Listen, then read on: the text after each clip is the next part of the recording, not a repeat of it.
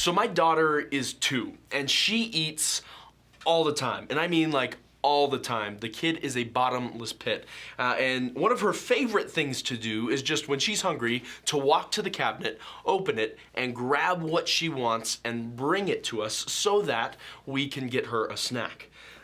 Now, a couple of days ago, she got real hungry and went to the cabinet and pulled out the container of goldfish and like a pouch thing of applesauce and brought it over to my wife, who was laying on the couch, and just started saying her baby sign language, more, please, like she's this little urchin who never gets to eat. And it was like 30 minutes before dinner time, so my wife was like, no, Parker, I'm sorry, we're not gonna eat an snack right now.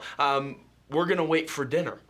At which point my toddler, total meltdown, threw the goldfish across the room, threw the pouch, and then took a big old wallop and slapped my wife in the face. And everything in me wanted to grab her, shake her, yell at her, smack her on the butt, and put her in the corner to think about what her 2-year-old self had done. Welcome to Spiritual Deep Dives in 5. We're talking about Jesus and trying to focus more intentionally on him in the Christmas season. I want to read you a passage from John 1. John was one of the earliest followers of Jesus. He said this in John 1:14. So the Word became human and made its home among us. Now the Word here is not Word of God, is not necessarily the Bible, because when John wrote this, the Bible had not yet been canonized. The Word in this context means the will and mind of God. So the will and mind of God became human and made his home among us. He was full of unfailing love and faithfulness. Some translations say grace and truth. And we have seen his glory, the glory of the Father's one and only Son. John testified about him, John the Baptist, when he shouted to the crowds, "This is the one I was talking about when I said, 'Someone is coming after me who is far greater than I am, for he existed long before me.'" Now pay attention here. From his abundance, we have all received one gracious blessing after another. From Jesus' abundance, we've received one gracious blessing after another. For the law was given through Moses. Religious practice, the way to make yourself clean, was given through Moses, but God's unfailing love and faithfulness came through Jesus Christ. No one has ever seen God, but the unique one, who is God himself, is near to the Father's heart. He has revealed God to us.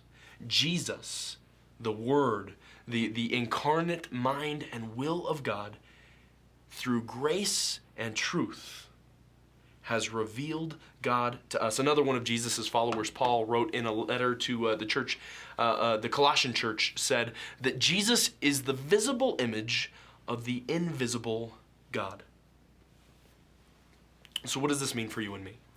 Well, I think we have to wrestle with the idea that God came to live with us. And not just for us, but for those around us. And so I think it's a safe application in this Christmas season to think about the ways that we are supposed to bring God's mind and will into reality in 2020. See, it would have been really easy for me to bring religion and rules and structure to my daughter in that moment. It would have been everything I wanted. In fact, it probably would have made me feel really good and powerful and strong to shake her, even though the people at the hospital 2 years ago told me not to, and put her in a corner and tell her to think about what she had done. But in reality, what bringing God's mind and will through grace and truth in that moment looks like is grabbing her, and not grabbing, but picking her up, holding her close, helping her calm down, and although she's too young, asking her what she's thinking and feeling, even though she lacks the verbal skills to communicate any of that, and to help her to communicate just through like some touching and some hugging, that I love you. Like it says here in John, unfailing love you. And communicate my faithfulness to you, that I am with you. I'm committed to you, regardless of how you behave, what you say, how many times you slap us. I will always love you, and I am faithful to not leaving you in the situation you found yourself in. So let me ask you this.